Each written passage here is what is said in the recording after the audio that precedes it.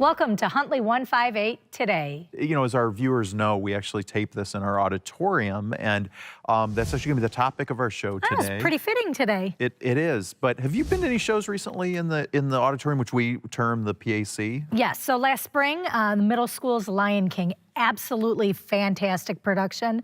The songs and the costumes and the lighting, it was just spectacular. Well, I got to tell you, I was fortunate enough to see that show too, and it really, as I was sitting there watching it, it was like, this is a middle school production. It really seemed like it was at least a high school, if not a higher level quality production. And part of the reason the productions are so good, obviously we have good talent, good direction, but part of it is the facility and the lighting and the sounds, and that's what we're going to be talking about today. And our guests today are Lori Woods and Nathan Knapke, who are the two people who lead the PAC. And Lori is the director, and Nathan is the technical director. So welcome to our show today. Thank you. So, can you start off, actually, Nathan, telling us, because you are the technical director, tell us a little bit about your background of what led you to being the technical director of the PAC.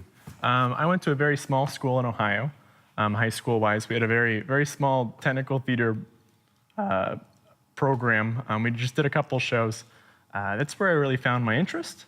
I actually ended up going to a school in Florida called Full Sail University. I studied there for 2 years, accelerated degree program, Bachelor of Science. There I really fell in love with it. I graduated top of my class, and when I graduated, I applied to every high school I could find. I knew I wanted to work in education. I knew I wanted to work in a high school environment. I thought it would be just a blast. So Huntley High School is the first to call, and here I am.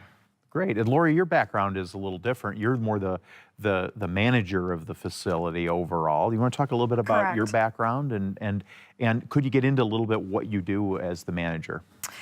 Basically what I do is I schedule all the events that will take place in the Performing Arts Center.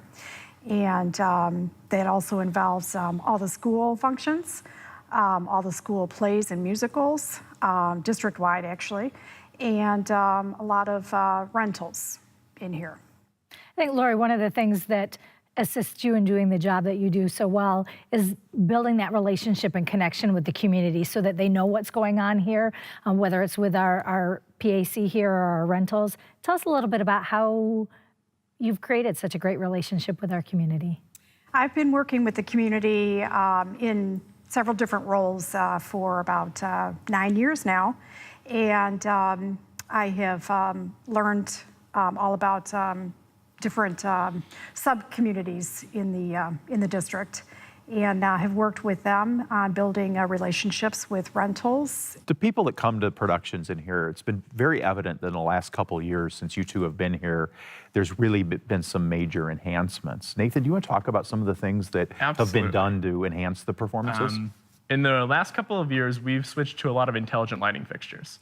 So essentially, it's robotic lighting fixtures, remote focus, remote color, remote gobos, the whole 9 yards. And that's been a tremendous excitement, and in addition to our shows, we do about 458 scheduled events a year in this room. For them, I'm there for mostly 90% of them. That being said, we don't have a lot of turnaround time, and the ability of getting a show up quickly is key. So now I can sit at a lighting console with the student. We can determine looks, we can determine colors, we can determine focus locations, all with the console, in comparison to getting out ladders and focusing that way. So that's been a huge improvement. Great. Nathan, a lot goes into putting that production together and getting it from day one to that final show, as we saw The Lion King, and just talking about how professional that was. Can you walk us through from start to finish? What does that look like in the jobs that you do and getting us to that end result? Absolutely. As far as the technical director position here, it's kind of fascinating because I'm dealing with high school, I'm dealing with middle school, and I'm dealing elementary-wise. This really is a district-wide used facility. So like, for instance, Marlowe Lion King. So they've been rehearsing for several months or 2 or 3 months. I'm not involved until they come in this door. So when they come into this door for the first time, both the directors are there, all the students are there, and they show me what they have, essentially.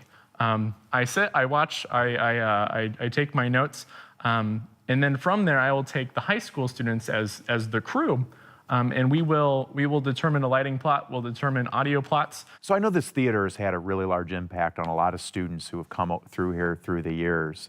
Is there anything that comes to mind, Lori, of somebody that went on to work in theater after this? My first year here, I had one particular student. She was a senior, and she was really interested in stage management.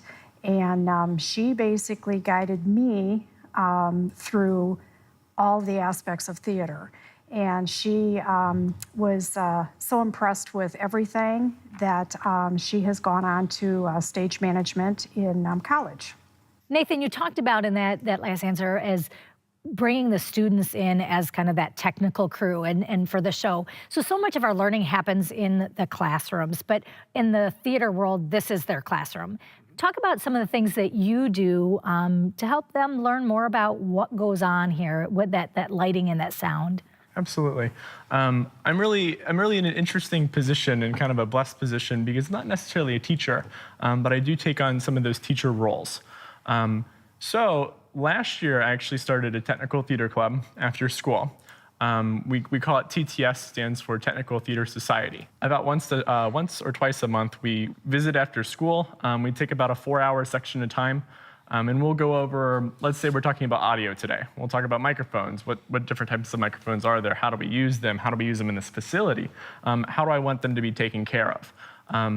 And through that process of last year, we'll continue into this year, the ability and the skill levels of our students has drastically it's blown my mind. Because now I can go, hey, Kayla, go to the console, give me these channels up at whatever intensity, save that as a cue or save that as a submaster, and they get it. Well, I really want to thank both of you for joining us today. And Jessica, I think it's really impressive how we're able to give our students this opportunity, because I think, we all know that the things students can do outside of the classroom, whether it's athletics, theater, music, or all a vital part of education. Really proud that we can offer this to our students. Yeah, and I'm so excited. It sounds like you guys have one of the most fun jobs here in the district. So thank you for joining us. And thank you for joining us at Huntley 158 today.